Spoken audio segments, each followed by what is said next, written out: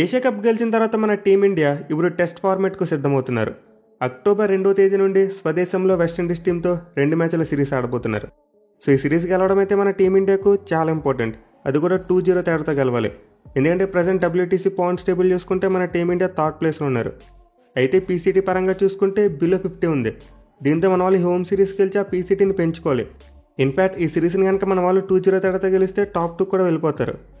So మన వాళ్ళు WTC points టేబుల్లో పైకి మూవ్ అవుతూ ఉండాలంటే ఈ హోమ్ సిరీస్లు ఖచ్చితంగా గెలవాలి. పర్టికులర్గా లాస్ట్ టైం మన వాళ్ళు ఒక హోమ్ సిరీస్లో వైట్ వాష్ అవ్వడం వల్ల WTC ఫైనల్కి వెళ్ళలేకపోయాం. సో న్యూజిలాండ్ మీద మన వాళ్ళు వైట్ వాష్ ఆల్మోస్ట్ 1 year అవుతుంది. అండ్ దాని తర్వాత మన వాళ్ళు మళ్ళీ హోమ్ టెస్ట్ సిరీస్గా సిద్ధమయ్యారు. దీంతో ఈ సిరీస్లో ఎలా అయినా సరే గెలిచి మన వాళ్ళు ఈసారి హోమ్ సీజన్ గట్టిగా స్టార్ట్ చేయాలి.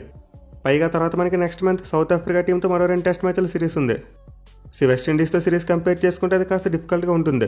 దీంతో మన వాళ్ళు ఈ సిరీస్ను బాగా యూటిలైజ్ చేసుకోవాలి. అంటే ఆ సిరీస్ కోసం మంచిగా ప్రిపేర్ అవ్వడానికి ఈ సిరీస్ని యూజ్ చేసుకుని వెస్టిండీస్ టీంను వైట్ వాష్ చేయాలి. Mainly present on the paper చూసుకుంటే 2 జట్లుగా అసలు పోలికే లేదు. మన టీమిండియా చాలా అంటే చాలా స్ట్రాంగ్ ఉంది. వేరేస్ వెస్టిండీస్ టీం చాలా స్ట్రగుల్ అవుతున్నారు. వాళ్ళు రీసెంట్గా తమ సొంత గడ్డ మీద ఆస్ట్రేలియా టీం మీద వైట్ వాష్ అవ్వడం చూసాం. 3 టెస్ట్ మ్యాచ్లు ఘోరంగా ఓడిపోయారు. అలాగే మన టీమిండియాకి ఎగనెస్ట్గా చూసుకున్నా వాళ్ళకి అంత మంచి రికార్డ్ లేదు. 2002 సంవత్సరం నుండి ఇప్పటివరకు వాళ్ళు మన మీద ఒక్క టెస్ట్ మ్యాచ్ కూడా గెలవలేదు. ఈ 2 జట్ల మధ్య జరిగిన చివరి 25 టెస్ట్ మ్యాచ్లో అయితే మన టీమిండియా గెలిచింది, లేకపోతే డ్రా అయ్యాయి. సో ప్రజెంట్ వెస్టిండీస్ పరిస్థితి ఎంత దారుణంగా ఉందో మనందరికీ తెలుసు. వాళ్ళ స్ట్రాంగెస్ట్ ఫార్మాట్ అయిన T20లో కూడా వాళ్ళు రీసెంట్గా నేపాల్ మీద సిరీస్ ఓడిపోయారు. దీంతో వాళ్ళు వెరీ లో ఆన్ కాన్ఫిడెన్స్ అని చెప్పుకోవాలి. బట్ ఇన్వే హిస్టారికల్గా చూసుకుంటే మాత్రం వెస్టిండీస్కి మన మీద టెస్ట్ ఫార్మాట్లో మంచి రికార్డు ఉంది. ఈ 2 జట్ల మధ్య ఇప్పటివరకు మొత్తం 100 టెస్ట్ మ్యాచ్లు జరిగితే మన టీమిండియా 23 మ్యాచ్లు గెలిచారు. వేరే వెస్టిండీస్ టీం 30 మ్యాచ్లు గెలిచింది. మిగిలిన 47 మ్యాచ్లు డ్రాగా ముగిశాయి. అలాగే మన ఇండియా గడ్డ మీద చూసుకున్న వెస్టిండీస్ టీంకు బెటర్ రికార్డు కనిపిస్తుంది. మన ఇండియన్స్ వాళ్ళ మీద 2 జట్లు 47 మ్యాచ్లు తలపడితే మన వాళ్ళు 13 మ్యాచ్లు గెలిచారు. వేరే వెస్టిండీస్ టీం 14 మ్యాచ్లు గెలిచింది. మిగిలిన 20 మ్యాచ్లు డ్రాగా ముగిశాయి. So historical head to head record చూసుకుంటే వెస్టిండీస్తో డామినేషన్. ఓవరాల్గా చూసుకున్నా సరే వాళ్ళు ఎక్కువ మ్యాచ్లు గెలిచారు. అలాగే ఇండియన్స్ వాళ్ళ మీద చూసుకున్న వాళ్ళు ఎక్కువ మ్యాచ్లు గెలిచారు. బట్ ఇదంతా ఒకప్పుడు ఆ 1983 ముందు. కానీ తర్వాత చూసుకుంటే మాత్రం కంప్లీట్లీ మన టీమిండియాదే డామినేషన్. ఇన్ఫాక్ట్ మనం ముందే చెప్పుకున్నాం 2002 సంవత్సరం తర్వాత వెస్టిండీస్ టీం ఇప్పటివరకు మన మీద ఒక మ్యాచ్ కూడా గెలవలేదు. సో దీంతో ఖచ్చితంగా మన టీమిండియానే ఈ సిరీస్లో ఫేవరెట్స్గా ఉంటారు. బట్ ఎనివే చివరిగా మన వాళ్ళు హోమ్ సిరీస్ ఆడినప్పుడు న్యూజిలాండ్ మీద ఓడిపోయారు కాబట్టి అది బ్యాక్ ఆఫ్ ది మైండ్ ఉంటుంది. దీంతో లిటిల్ బిట్ ప్రెషర్ ఉంటుంది. Especially A kind of pitches prepare చేస్తారనేది ఒక ఇంట్రెస్టింగ్ పాయింట్. ఎందుకంటే మన వాళ్ళు కివీస్కి ఎగనెస్ట్గా పేస్ ఫ్రెండ్లీ ట్రై చేశారు, అలాగే స్పిన్ ఫ్రెండ్లీ తయారు చేశారు. బట్ 2 కూడా బెడ్స్ కొట్టే. దీంతో సిరీస్లో మన వాళ్ళు ఎలాంటి ట్రాక్స్ని ప్రిపేర్ చేయించుకుంటారు అనేది చాలా ఇంట్రెస్టింగ్ ఉండబోతుంది. బట్ ఎనివే ఈ మ్యాచ్ ఆడబోయే నరేంద్ర మోడీ స్టేడియం యొక్క పిచ్ చూసుకుంటే మాత్రం చాలా వరకు బ్యాటింగ్ ఫ్రెండ్లీ వికెట్. ఎందుకంటే గతంలో గ్రౌండ్లో ఎక్కువ మ్యాచెస్ డ్రాగా ముగిసాయి. ఈవెన్ మనం లాస్ట్ టైం 2023లో ఇండియా ఆస్ట్రేలియా మ్యాచ్ జరిగినప్పుడు కూడా డ్రా అవడం చూసాం. So Narendra Modi stadium pitch అయితే బ్యాటింగ్ ఎక్కువ అనుకూలిస్తుంది. కానీ ఈ మ్యాచ్ చూసుకుంటే మాత్రం పిచ్ చాలా వరకు పేస్ బౌలింగ్ ఫ్రెండ్లీగా ఉండొచ్చంట. ఎందుకంటే ప్రజెంట్ ESPN క్రికెట్ ఇన్ఫో వాళ్ళు ఒక రిపోర్ట్ ఇచ్చారు. అండ్ అందులో చూసుకుంటే ఈ మ్యాచ్ కోసం రెడ్ సాయిల్ వికెట్ వాడుతున్నారంట. అండ్ ఆ వికెట్ మీద గ్రాస్ ఉందంట. ఎందుకంటే గత కొన్ని రోజులుగా అహ్మదాబాద్లో వర్షం వస్తుంది. దీని కారణంగా పిచ్ని కప్పించేశారు. సో దీనివల్ల ఈ మ్యాచ్ ఆడబోయే పిచ్ మీద గ్రాస్ అనేది ఎక్కువ కనిపిస్తుందంట. బట్ ఎనివే మ్యాచ్ స్టార్ట్ చేసే ముందు మోస్ట్లీ ఆ గ్రాస్ని కట్ చేసేస్తారు. But still red soil wicket అని చెప్పి కన్ఫర్మ్ అయింది కాబట్టి పేసర్స్కి ఎంతో కొంత హెల్ప్ ఉంటుంది. అయితే బ్లాక్ సాయిల్ వికెట్ అయితే స్పిన్నర్స్ వేలేస్తారు. సో ఈ మ్యాచ్ కోసం అయితే మనం ఖచ్చితంగా ఒక ర్యాంక్ టర్నర్ చూడం. మోస్ట్లీ పేస్ బౌలింగ్ అనుకూలిస్తూ బ్యాటింగ్ ఫ్రెండ్లీగా ఉండే వికెటే చూడొచ్చు. పైగా మన టీమిండియా బ్యాట్స్మెన్ ఇంగ్లాండ్లో పేస్ బౌలింగ్ ఫ్రెండ్లీ వికెట్స్ మీద మంచిగా ఆడొస్తున్నారు. దీంతో ఇప్పుడు సడన్గా స్పిన్ ఫ్రెండ్లీ వికెట్స్కి మారిపోతే మన వాళ్ళు బ్యాటింగ్ దెబ్బతినొచ్చు. At the same time present West Indies pace అటాక్తో కంపేర్ చేసుకుంటే స్పిన్ అటాకే కాస్త బాగుంది. దీంతో మన వాళ్ళు రిస్క్ తీసుకోరు. అంటే ర్యాంక్ టర్నర్ ఇచ్చి అంత రిస్క్ తీసుకోరు. మోస్ట్లీ మనమైతే మ్యాచ్ స్టార్టింగ్లో పేస్ బౌలింగ్ అనుకూలించి ఆ తర్వాత మెల్లగా ఫ్లాట్ అయ్యే వికెట్ని చూడొచ్చు. ఇక ఈ గ్రౌండ్ యొక్క స్టాట్స్ విషయానికి వస్తే ఇప్పటివరకు మొత్తం 15 టెస్ట్ మ్యాచ్లు జరిగాయి. అంటే 15 మ్యాచ్లో ఫస్ట్ బ్యాటింగ్ చేసిన టీం 4 మ్యాచ్లు గెలిస్తే చేజింగ్ చేసిన టీమ్స్ 4 మ్యాచ్లు గెలిచాయి. అంటే మిగిలిన 7 మ్యాచ్లు డ్రాగా ముగిశాయి. అలాగే గ్రౌండ్ యావరేజ్ స్కోర్స్ చూసుకుంటే first innings average score 348 runs, second innings average score 353, third innings 232, fourth innings 147. So clearly average scores పడి చూసుకుంటే బ్యాటింగ్ ఫ్రెండ్లీ వికెట్లానే కనిపిస్తుంది. కానీ ముందు చెప్పుకున్నట్టే గ్రాస్ ఉంటే మాత్రం ఫస్ట్ 2 డేస్లో పేస్ బౌలర్స్కి చాలా హెల్ప్ దొరుకుద్ది. పైగా ఈ మ్యాచ్ యొక్క వెదర్ రిపోర్ట్ చూసుకున్నా అంత అనుకూలంగా లేదు. మ్యాచ్ ఆడబోయే అక్టోబర్ 2వ తేదీన వర్షం పడేందుకు 25% ఛాన్స్ ఉంది. అలాగే డే 4 అండ్ డే 5లో కూడా వర్షం పడేందుకు చాలా ఎక్కువ సూచనలు కనిపిస్తున్నాయి. సో మోస్ట్లీ మ్యాచ్కి అయితే రెయిన్ థ్రెట్ ఎంతో కొంత ఉంటుంది. అయితే టాస్ విషయానికి వస్తే మాత్రం రికార్డ్స్ పరంగా చూసుకుంటే పెద్దగా డిఫరెన్స్ ఏమీ లేదు. అంటే ఫస్ట్ బ్యాటింగ్ చేసిన టీం 4 మ్యాచెస్లో గెలిచారు. అలాగే చేజింగ్ టీమ్స్ కూడా 4 మ్యాచ్లు గెలిచారు. దీంతో టాస్ అనేది అంత కీ రోల్ ప్లే చేయదు.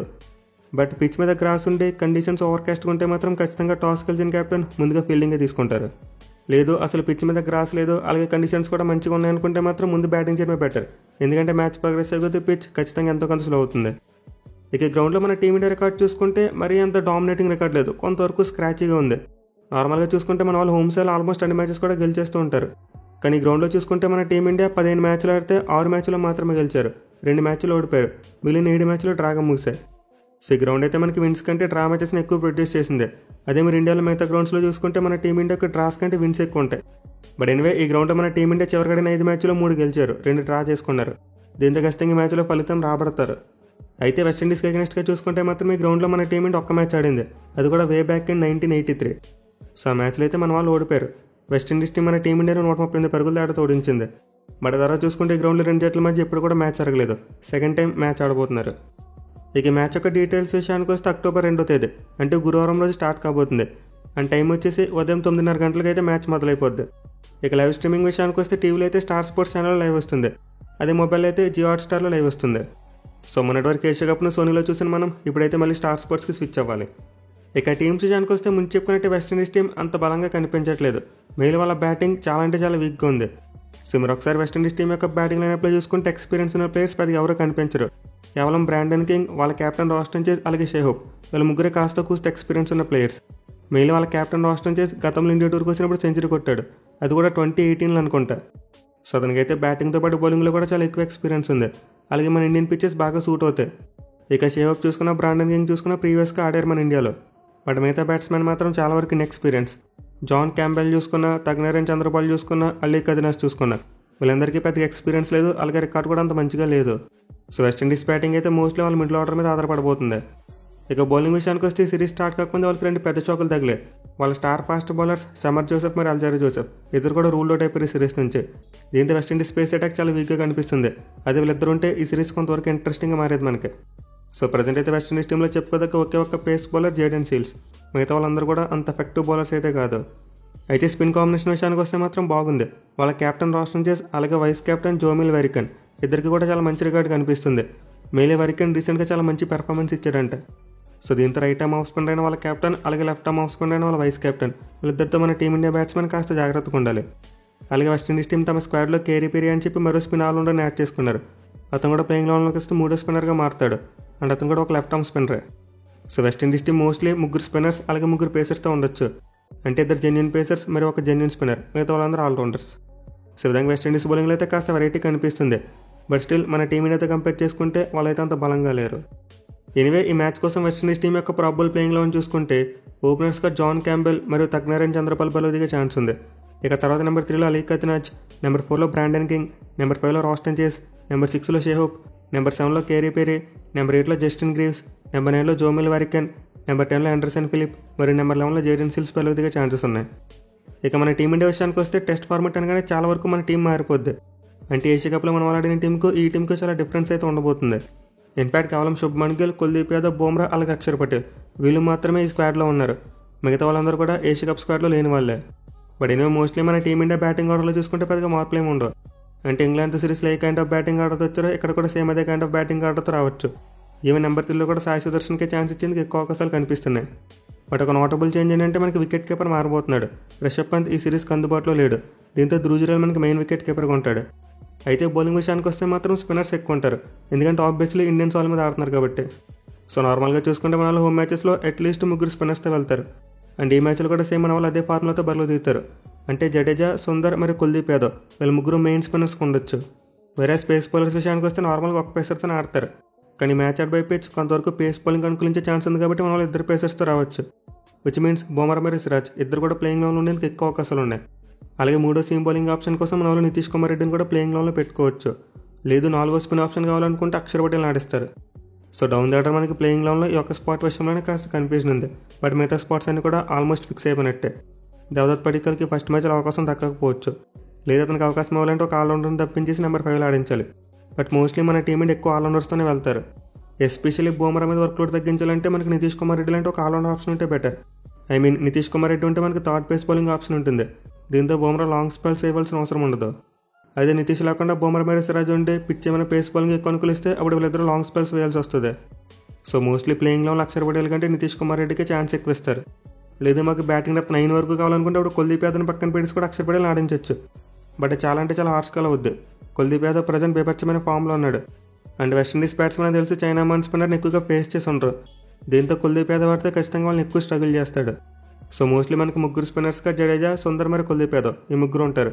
అందరు 3 పేస్ బౌలింగ్ ఆప్షన్స్గా బుమ్రా, సిరాజ్ మరియు నితీష్ కుమార్ రెడ్డి వీళ్ళు ముగ్గురు ఉండొచ్చు. ఇన్ఫాక్ట్ ఎలా ఉంటే మన కాంబినేషన్ చాలా ఫ్లెక్సిబుల్గా ఉంటుంది. ఎలాంటి కైండ్ ఆఫ్ పిచ్ వచ్చినా సరే డీల్ చేయొచ్చు. సో ఈ మ్యాచ్ కోసం మన టీమిండియా ప్రాబుల్ ప్లేయింగ్ లోన్ కూడా చూసుకుంటే ఓపెనర్స్ ఎస్ఎస్వి జైస్వాల్ మరియు కేఎల్ రాహుల్ బరిలో దిగుతారు. ఇక తర్వాత నెంబర్ 3లో సాయి సుదర్శన్, నెంబర్ 4లో శుభ్మన్ గిల్, నెంబర్ 5లో రవీంద్ర జడేజా, నెంబర్ 6లో ధ్రువ్ జురేల్, నెంబర్ 7లో వాషింగ్టన్ సుందర్, నెంబర్ 8లో నితీష్ కుమార్ రెడ్డి, నెంబర్ 9లో కుల్దీప్ యాదవ్, నెంబర్ 10లో జస్ప్రీత్ బుమ్రా మరియు నెంబర్ 11లో మహమ్మద్ సిరాజ్ బరిలో దిగే ఛాన్సెస్ ఉన్నాయి. సో రెండు teams on the paper compare చేసుకుంటే వెస్టిండీస్ టీం అసలు ఏమాత్రం కూడా సరితూగదు. మెయిన్లీ బ్యాటింగ్ విషయంలో ఇండియన్ సాయిల్ మీద జైస్వాల్ చాలా మంచిగా ఆడతాడు. అలాగే సుదర్శన్ మరియు శుభ్మన్ గిల్కి గ్రౌండ్లో చాలా అంటే చాలా ఎక్స్పీరియన్స్ ఉంది. ఐపీఎల్ ఎక్కువగా ఈ గ్రౌండ్లో ఆడుతూ ఉంటారు. బట్ ఎనివే కేఎల్ రాహుల్ ఎలా ఆడతాడనేది చాలా ఇంట్రెస్టింగ్ ఉండబోతుంది. ఎందుకంటే రాయల్ హోమ్ సాయిల్ మీద కంటే ఓవర్సీస్లోనే మంచి రికార్డు ఉంది. దీంతో సిరీస్లో అతను ఎన్ని రన్స్ కొడతాడనేది చాలా ఇంట్రెస్టింగ్ ఉండబోతుంది. ఇక మిగతా వాళ్ళు చూసుకుంటే జడేజా, సుందర్ వీళ్ళందరూ కూడా ఆల్రెడీ పెర్ఫామ్ చేసి ఉన్నారు ఇండియన్ సాయిల్ మీద. ఈవెన్ ధ్రువ్ జురేల్ కూడా ప్రీవియస్గా ఇండియన్ సాయిల్ మీద మంచిగానే ఆడాడు. సో మోస్ట్లీ మన టీమిండియాలో లూప్ హోల్స్ ఎక్కువ కనిపించట్లేదు. బట్ రాహుల్ మరియు సుదర్శన్ లాంటి ప్లేయర్స్ ఎక్కువ రన్స్ కొట్టాలి. ఎందుకంటే వాళ్ళ టెస్ట్ ఫార్మాట్ స్టాట్స్ అంత మంచిగా లేవు, ఇంప్రూవ్ చేసుకోవాలి. చూడాలి మరి మన టీమిండియా సిరీస్ని వైట్ వాష్ చేసి WTC పాయింట్స్ టేబుల్లో పైకి మూవ్ అవుతారా లేదనేది.